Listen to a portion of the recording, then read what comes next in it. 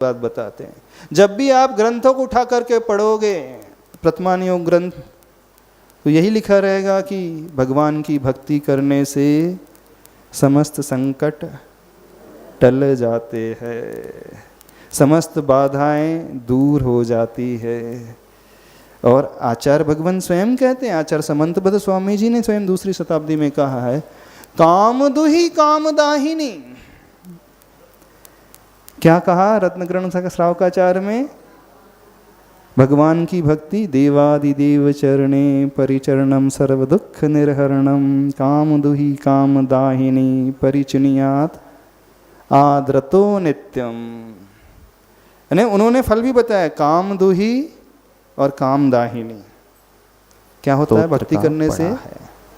देखो फल, अब हम फल बता रहे हैं, हम नहीं बता रहे, आचार्य भगवान बता रहे हैं।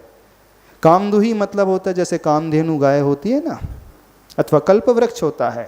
कल्प वृक्ष के आगे जाकर के जो कल्पना करो, जो भावना भाव, वो सारी भावनाएं फलीभूत हो जाती हैं।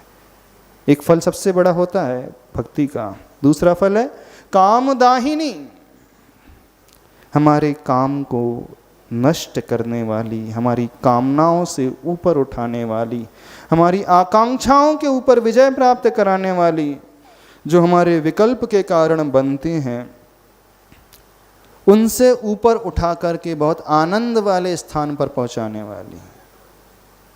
लेकिन कब होगा? परिचिनुयात आद्रतो नित्यम। अब ये हम कैसे करना, ये तो बात में आएंगे, लेकिन उसमें जो फल बताया है भक्ति का फल, हमारे संकट को नष्ट करना और अच्छी स्थिति को प्रदान करना। जो भी हम चाहते हैं वो दिलाने वाली है, और जो हमारे जीवन में आपत्ति आ गई है वो आपत्ति को नष्ट करने वाली है।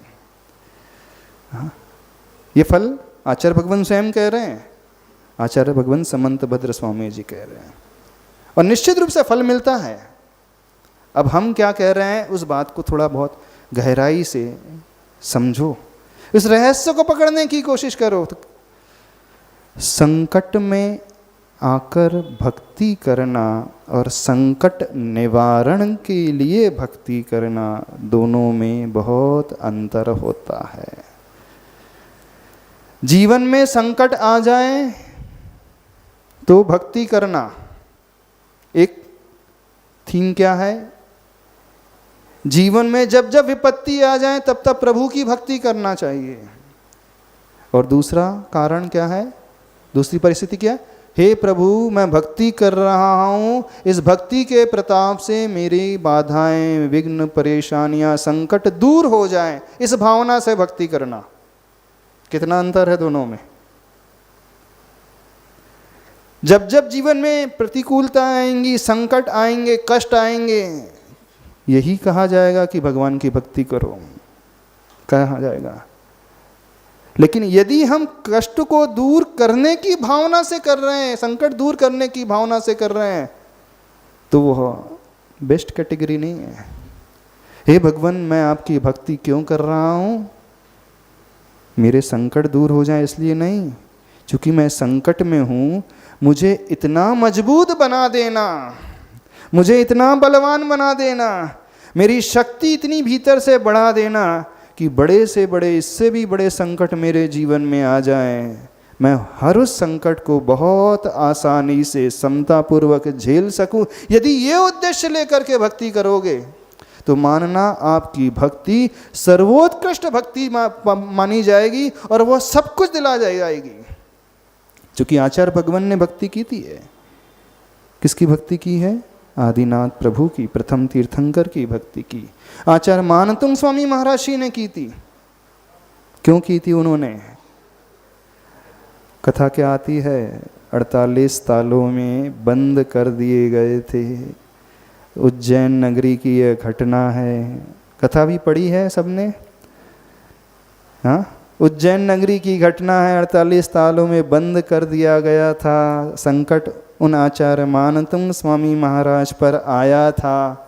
तो मानतुंग महाराज जी ने इस भावना से भक्तामर स्तोत्र की रचना की थी कि मेरे 48 ताल में टूट जाएं।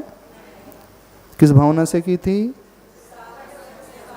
समझ में आ रही बात नहीं? किस भावना से की थी?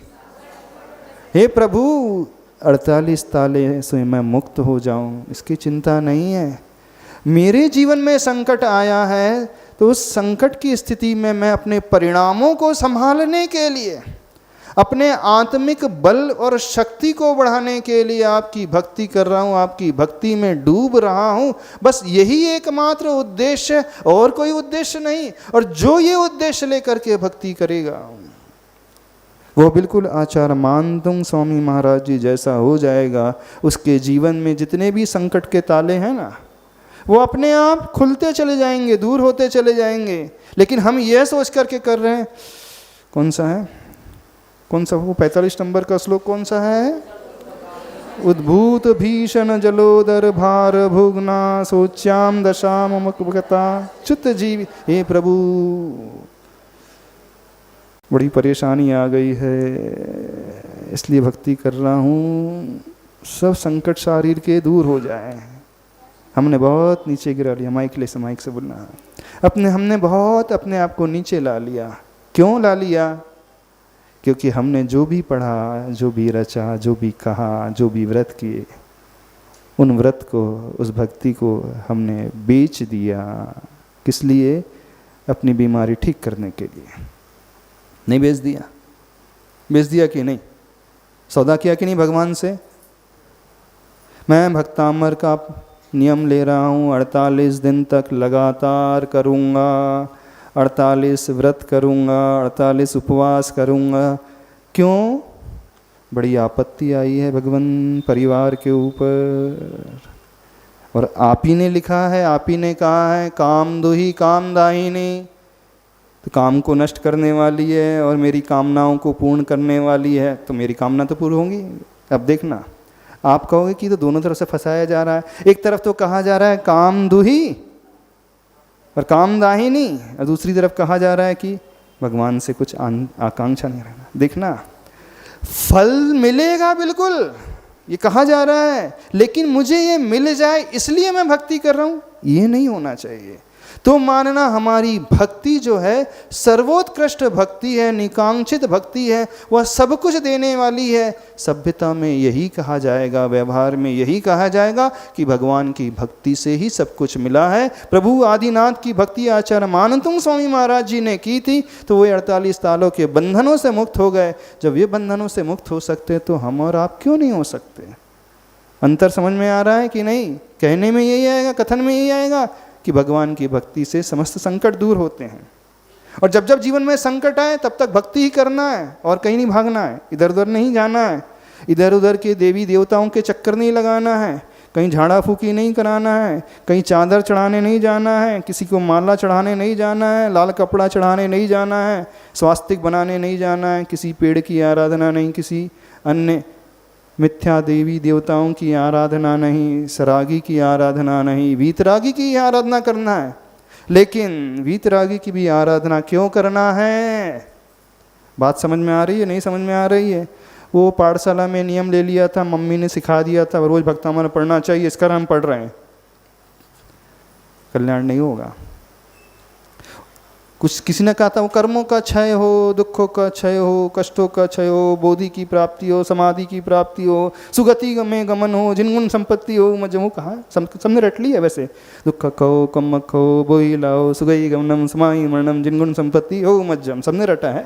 बिल्कुल बहुत अच्छी बात है, रटना भी चाहिए। हाँ माइक से, हाँ हाँ, ताकि सब तक आपका विषय पहुँच जाए। हाँ हाँ हाँ, भक्तामर जो भक्तामर हीलिंग जो हो रही है, हाँ हाँ हाँ बोलिए।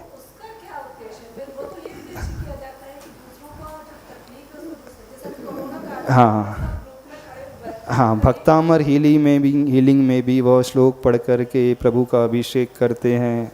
देखो, जब हम दूसरों के लिए मांग रहे हैं, हे प्रभु वो ठीक हो जाए, ये धर्म ध्यान। कौन सा धर्म ध्यान? अपाय विचय धर्म ध्यान, उसके संकट दूर हो जाए। जब हम अपने लिए मांग रहे हैं, ये आर्त ध्यान। कौन सा आर्त ध्यान? हे प्रभु मेरे इष्ट का तो वियोग हो गया है, मेरे शारीरिक स्वास्थ्य का वियोग हो गया है, अथवा अनिष्ट संयोग लग गया है शरीर में, परिवार में बाधाएं आ रही हैं, परेशानी आ रही हैं, इस अनिष्ट से मैं कैसे बचूं, यह अर्थ ध्यान देखना। दोनों ही परिस्थिति में भक्तामर स्तोत्र पढ़ रहा है व्यक्ति, लेकिन पहली वाली परिस्थिति में दूसरों के लिए भावना भा रहा है, प्रभु उसके दुख उसके कष्ट दूर हो जाए, और हम अपने लिए कर रहे हैं यह आर्त ध्यान, क्योंकि अनिष्ट का संयोग अथवा इष्ट का वियोग हो गया। नो डाउट यदि आप भावना रखते हुए भी करोगे तो फल मिलेगा, हम भी यह भी कह रहे हैं। यदि आप यह भावना से भी करोगे कि मेरे संकट दूर हो जाए, प्रभु सहन नहीं हो रहा, बहुत ज़्यादा हो गए हैं, झेला नहीं जा रहा है, परिस्थिति बहुत प्रतिकूल हो रही है, अब किसी तरह ये संकट दूर हो जाए, भक्ति करोगे तो फिर पुण्य मिलेगा, उससे संकट दूर भी होंगे कुछ। लेकिन जहाँ करोड़ों का फायदा होना था वहाँ आप हजारों तक सिमट करके रह गए। हम ये कह रहे हैं जिस सौदे में आप, जिस डील में आपको करोड़ रुपए की इनकम होना था, आपने 50 लाख का खरीदा और 50 लाख 70,000 में बेच दिया, फायदा तो इसमें भी हुआ। जिस प्लॉट को आपने 50 लाख में खरीदा था, 3 दिन बाद ही उसका रेट बढ़ करके 50,70,000 हो गया, नुकसान हुआ क्या? लेकिन उसी डील में वह 1 करोड़ की कीमत होने वाली थी, जहां 1 करोड़ मिलना था 50,70,000 मिला, तो नुकसान हुआ कि फायदा हुआ? किसी की दृष्टि में वो फायदा भी है, हाँ, घाटा तो नहीं हुआ, 70,000 एक्स्ट्रा मिल गए। लेकिन दूर दृष्टि जिसकी होगी वो क्या सोचेगा? जब सही बनिया होता है वो क्या करता है? सही बनिया क्या करेगा? नहीं, इतने से मैं नहीं, इस यहाँ तो इस सौदे में मुझे बहुत ज़्यादा प्रॉफिट होना था, मैं थोड़ा वेट करता हूँ, मैं क्यों करूँ सौदा ऐसा? तो जो सही भक्त होता है भगवान का, संकट निवारण करने के लिए नहीं, किस भावना से पड़ेगा, भक्ति करेगा, हे प्रभु मैं अंदर से इतना मजबूत बन जाऊं, अंदर से मेरे परिणाम इतने सुंदर हो जाए, इतने ऊपर उठ जाए कि इस परेशानी संकट के बादल को भी बहुत आसानी से समता से झेल लूं। देखना तो आपके संकट दूर होंगे निश्चित रूप से, और बहुत जल्दी दूर हो जाएंगे। लेकिन पहली वाली परिस्थिति में उसमें भी संकट दूर हो रहे हैं, लेकिन कम दूर हो रहे हैं, थोड़े से दूर हो रहे हैं। बात समझ में आ रही है कि नहीं?